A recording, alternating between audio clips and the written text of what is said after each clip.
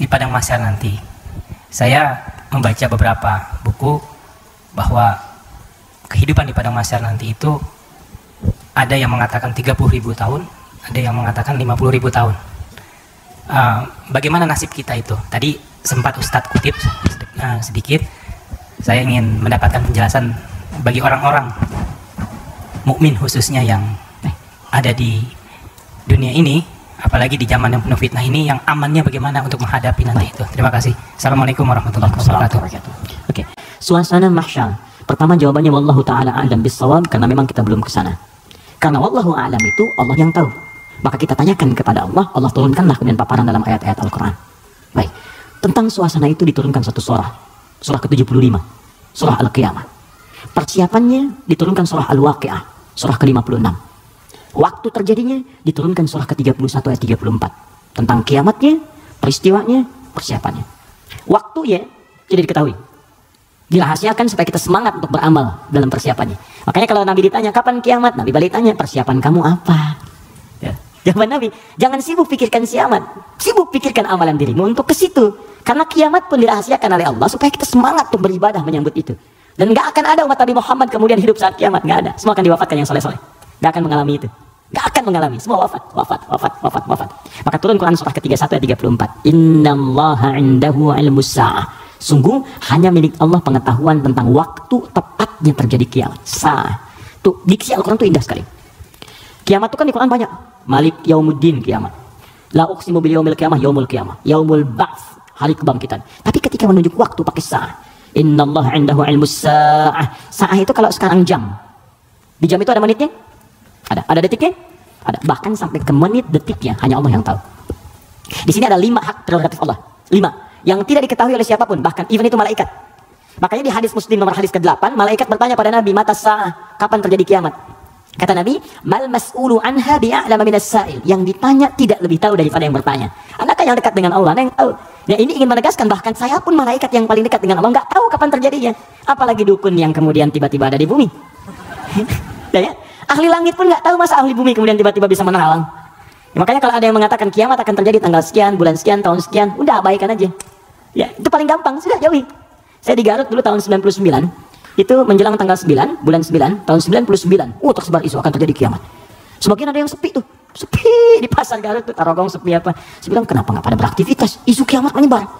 Tiba-tiba nggak terjadi, diundur katanya ke tahun 2012. Terjadi pengunduran kiamat, Anda bayangkan. Nah, jadi itu poinnya. Jadi kalau waktu, jangan ditanya kapan terjadi. Yang penting untuk diketahui adalah persiapan kita apa. Dan paling dahsyat adalah jika terjadi perbuatan-perbuatan yang dengan perbuatan itu tanda-tanda kemudian kiamat itu semakin menuju dekat. Tapi dekat dalam pandangan Allah dengan kita berbeda. 1 hari bagi Allah hitungannya hari, bagi kita kan 1000 tahun. Ya kan? Bagi Allah dekat nih. Iqtarabatis sa'atu wa insyaqqal qamar. Bulan telah terbelah, kiamat semakin dekat. Kiamat semakin dekat itu bukan saat Bang Deddy bikin sinetron. 15 abad yang lalu itu turun ayat, kiamat sudah dekat. Itu kalimat Quran. Kiamat sudah dekat 15 abad yang lalu, cuman sudah 15 abad belum kejadian. Karena bagi Allah tuh gampang, tinggal 10 hari lagi, tinggal 7 hari lagi, cuman sehari itu kan ribuan tahun. Jelas ya? Maka jangan dipikirkan waktunya. Tapi Nabi kemudian ditanya oleh malaikat, ma amaratuha, apa tanda-tandanya? Ya, idza talidal amatu rabbataha, jika sudah budak melahirkan tuannya. Wa antaral hufatal arata, ya, jika seorang budak melahirkan tuannya, jika engkau melihat seorang penggembala bertelanjang kaki, telanjang dada, kemudian berlomba-lomba meninggikan bangunan. Ya, budak melahirkan tuannya, itu ada yang menyebutkan suasana sudah mulai terbalik. Halal dianggap haram, haram dianggap halal, yang benar jadi salah, yang salah jadi benar, yang benar dibikin disertasi, dibikin tulisan ilmiah, ya, tiba-tiba dikalahkan oleh yang salah, dengan yang salah kemudian menyebar. Jadi dianggap biasa. Jika sudah maksiat tingkat yang tinggi dianggap biasa, bukan yang rendah. Zina itu min sabil mubiqat, 7 yang menyebabkan kehancuran. Dosanya besar. Zina itu seperti pembunuhan, dosa besar. Makanya kalau ada yang menghalalkan dosa besar dianggap murtad, keluar dari Islam. Jadi harus bertobat. Makanya kita dorong dengan doa, diarahkan lagi, kan? Mungkin karena ketidaktahuannya, kan? Jadi cara berpikirnya demikian. Saya tidak mengajarkan mencela, saya menjauhi itu. Ya, kita ajarkan dengan perasaan baik, kita doakan, kita ajarin lagi sepanjang dia masih hidup. Jadi kalau ada teman-teman yang diajak oleh orang lain terpengaruhi, kita sepanjang kita hidup supaya kita saat ditanya oleh Allah dengan jawaban kita itu aja. Ya, apa pernah ada Nabi mengharapkan umatnya ke neraka? Tidak. Lantas kenapa Anda memvonis dia sebagai ahli neraka? Alih-alih kita vonis, kenapa kita doakan? Allah itu maha kasih, bukan hanya maha menghukum. Rahmat Allah lebih luas daripada hukumannya. Kenapa sekarang banyak sifat hukuman ditampilkan, kasih sayang dihilangkan? Karena doakan, share kebaikan, doakan saudari kita, doakan saudara kita, ajak kepada yang baik. Kalau ada yang berbuat maksiat, sampaikan. Bukan cuma kamu aja yang pernah bermaksiat. Yang lebih buruk daripada kamu pernah ada dan dia tobat. Masa orang jahiliyah tobat, kamu yang bukan jahiliyah nggak tobat? Nggak keren ah. Bagaimana kalau wafat dalam keadaan maksiat? Apa kamu rela ibumu yang sudah mengandungmu melihat anaknya berbuat seperti ini? Kalau kamu kira-kira punya anak, mau nggak kira-kira anak kamu berbuat seperti ini? Seperti itu aja. Jadi ketika ada seorang minta izin untuk berzina, boleh nggak saya berzina ya Rasulullah? Ya, kata Nabi, bagaimana kalau kemudian ibumu berbuat seperti itu? Bagaimana kalau ibumu dizinai? Bapakmu dizinai? Jangan ya Rasulullah. Ya itu yang kamu zinai itu boleh jadi kemudian dia ibu bagi anak-anak orang lain. Seperti itu cara berpikirnya. Jadi kalau kita selalu mengangkat orang untuk mengarahkan pada kebaikan, maka dakwah ini akan semakin luas diterima dalam kemuliaan dan beban kita pun akan berkurang. Ada saatnya hitam putih itu mesti muncul dalam perkara tauhid. Tauhid itu nggak ada abu-abu, hitam putih. Allah Tuhan, yang lain bukan. Selesai. Tapi fikih itu fleksibel untuk memberikan kemudahan. Salat nggak bisa berdiri, duduk. Nggak bisa duduk, berbaring.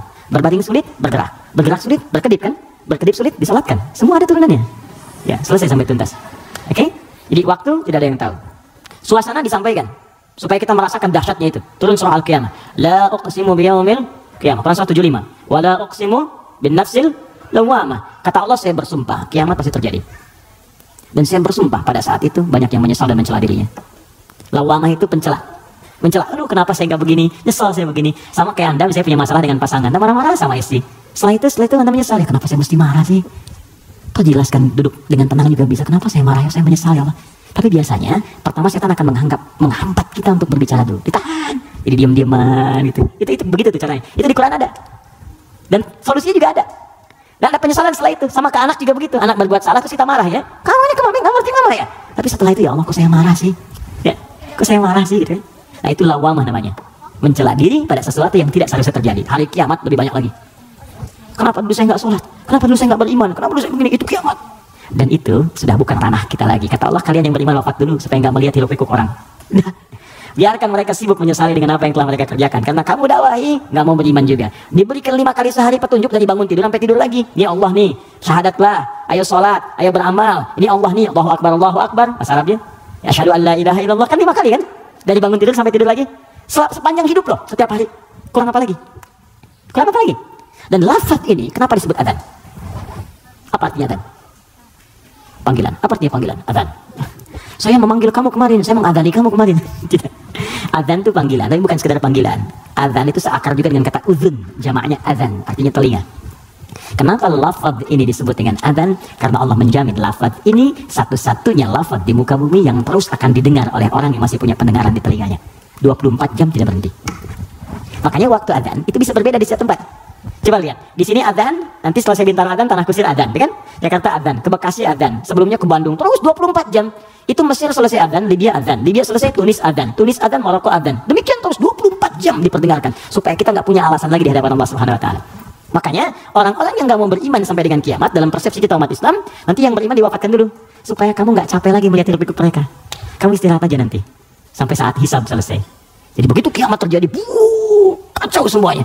Yang sedang disebutkan di surat Abasa itu, ya, bagaimana seorang yang mengandung tiba-tiba bisa keguguran. Ya yauma yafirul mar'u min akhi wa ummihi wa abi wa fasilatihi tuwi, ya, wa man fil ardi jami'a. Semua orang enggak akan ingat, Pak. Kata Al-Qur'an saking dahsyat, jangankan gini ya, maaf. Gempa terjadi. Apa Anda masih bisa ingat dengan teman-teman ini? Demi Allah saya katakan, gempa goyang dikit udah keluar, lari semua. Masing-masing menyelamatkan dirinya. Dalam bahasa Arab sekali gempa disebut zilzal. Kalau digoyang, idza zulzilatil ardu, sekali. Ya sekali, kalimatnya sekali. Zulzilatil ardu itu artinya goncangannya menghancurkan yang atas, hancur semua ke bawah. Jelas? Tapi kalau disebutkan 2 kali, kalimat keduanya bentuknya bisa verb, kata kerja, atau juga noun, bisa kata benda. Bisa fi'il, awas, bisa isim, kata kerja atau kata benda. Fokus. Kalau kata kerja diulang 2 kali. Idza zulzilatil ardu zulzilat. Kalau kata benda untuk menunjukkan suasana hancur semua bendanya pakai kata benda zilzal.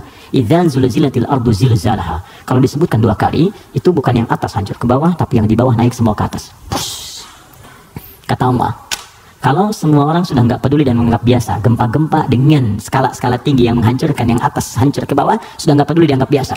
Udah jadi berita aja, gempa Ambon sekian, gempa Palu sekian, gempa Aceh sekian, gempa sudah biasa. Nanti saya akan datangkan gempa yang tidak biasa yang membuat semua orang baru merasakan apa yang terjadi. Saya naikkan semua dibawa ke atas. Wa akhrajatil ardu athqalaha. Baru orang berkata, wa qala al-insanu ma la. Ini ada apa ya? Ada apa ya? Anda ini dikasih gempa biasa aja, yang biasa itu semua keluar, lari. Bursa efek keluar, yang di pegawai ini keluar, pekerjaan kantor keluar semua karena ketakutan. Nanti mau lari kemana? Karena yang di bawah ini diangkat ke atas semua. Saat itu kita sudah nggak ada. Karena orang beriman oleh Allah tuh diistirahatkan. Istirahat dulu aja, biar hancur semua dulu. Terus dibangunkan lagi, muncul lagi. Itu di surah Qiyamah. Al-Qiyamah, suasana di Abasa ada. Terus cara berbekalnya, bukalah kemudian surah Al-Waqi'ah. Makanya sering kita diminta baca Al-Waqi'ah. Kan berurut tuh, 55, 56, 57 kan? 55 apa? Ar-Rahman, ya kan? Nah, jangan dibaca saat pernikahan aja, ya. Saat lamaran baca Ar-Rahman. Sekarang tuh keren, tapi saya senang bagus-bagus sekarang pakai Al-Quran, ya. Sampai ada seorang kiai kedatangan 3 orang, ya, untuk melamar putrinya, cantik, bagus, soleha. 3 orang datang melamar, pertanyaan pertama Quran. Anda siapa namanya? Saya Anas, Pak. Bagus, baca surat Anas. Anas. Ya, bagus. Yang kedua, siapa namanya? Saya Torik, Pak. Ya, baca Torik. Baca, bagus, ya. Yang kedua belum disuruh, udah pucat tuh. Adik siapa namanya? Saya Imran, Pak. Tapi dia pintar. Tapi panggilan sehari-hari kulhu, Pak. Ya Allah, dah sini. Oke, jelas ya maksudnya? Oke, jadi baca surat Al-Waqi'ah untuk berbekal. Wa ashabul yamini wa ashabul yamin. Yang pegang tangan di tangan kanannya saat kiamat itu enak banget, tinggal menikmati surganya. Ada yang pertamanya sabiqun as-sabiqun, yang duluan masuk surga. Tapi mereka golongan sedikit. Jangan diratapi ya sedikit saya nggak masuk, bukan. Masuklah ke dalam golongan sedikit itu. Nanti ditafsir di ayat lain, bagaimana cara masuk ke dalam golongan itu? Ditafsir di An-Nisa, Quran surah keempat ayat 69, paling kanan pertengahan. Wa may yuti'illaha wa rasul, siapa yang mau taat kepada Allah dan Rasulnya, fa ulaika ma'al ladzina an'amallahu 'alaihim, maka mereka akan disertakan dengan golongan sedikit. 4 golongan saja. Minan nabiyyina, dengan semua nabi. Jadi ada orang yang tinggal di surga sekomplek dengan semua nabi. Dari Nabi Adam sampai Nabi Muhammad SAW. Enak tuh. Kamu tinggal di mana, Fi? Surga biasa. Tangannya siapa? Ya, depan saya Nabi Ibrahim. Masyaallah. Belakang saya Nabi Musa, samping kiri saya tuh ganteng-ganteng Nabi. Dulu kan ente nonton ganteng-ganteng serigala, ganteng Nabi Yusuf. Kanan saya Nabi Muhammad SAW. Nah, itu yang bisa menyatu dengan itu 3 golongan. Ya, siapa dia? Siddiqina wasyuhada'i wassalihin. Siddiqin itu orang jujur. Yang dimaksud jujur di sini adalah jujur mempraktekkan bimbingan Quran dimanapun dia berada. Anda misalnya aktif di dewan, kata Quran jujur, praktekkan jujur. Benar, jaga kebenaran, tawadu, sabar, praktekkan semuanya. Sampai wafat gak apa-apa, capek itu aja. Capek itu emang dunia untuk capek. Dunia itu tidur aja capek. Sementara aja. Nanti kalau sudah selesai, tenang kita. Dunia ini capek, sedang tidur dibangunin capek. Nanti kalau sudah selesai, gak akan bisa dibangunin lagi. Benar? Memang tempatnya capek, baru tidur, bangun lagi. Ntar kalau udah tugas kita selesai, beres, tinggal nunggu aja akhirnya begitu selesai. Wah enak, gak akan bangun lagi. Kalau udah selesai, dibangunin ya percuma, gak akan bangun. Nah udah istirahat waktunya tiba. Gak apa-apa, capek dulu aja. Ada waktunya kita tinggal menenun dan mendapatkan apa yang kita telah tenun selama ini. Tenun di dunia dan panen saat kita kembali kepada Allah. Makanya orang-orang baik itu saat meninggal itu ditampakkan pahalanya. Sehingga itu, ya betul. Nah, jadi saat mendapatkan itu, penampakan itu, mendapatkan pahala, tenang dia, nyaman. Karena nyaman itu udah gak ingat meninggal. Karena gak ingat itulah perasaannya tenang, seakan-akan tenang, gak sadar, gak lepas ya rohnya. Itu ada di Quran, di surah ke 89 ya, di 89 di ayat ke-27 sampai 30. Al-Fajr. Ya ayyatuhan nafsul mutmainnah, irji'i ila rabbika radiyatan mardiyah. Hei jiwa yang sedang tenang ya tenang aja, tenang lihat pahalanya. Banyak ya Allah, alhamdulillah. Lagi tenang begini tiba-tiba tuh diambil nyawanya. Selesai. Irji'i ila rabbika radiyatan mardiyah. Cepat pulang ke sini kepada Rabbmu. Aku ridho dengan amalmu, engkau pun akan ridho dengan pemberianku. Fadkhuli fi ibadi, engkau masuk dalam golongan hambaku terbatas. Wadkhuli jannati, aku siapkan surga untukmu dari sekarang. Semoga kita diberikan bagiannya insyaallah.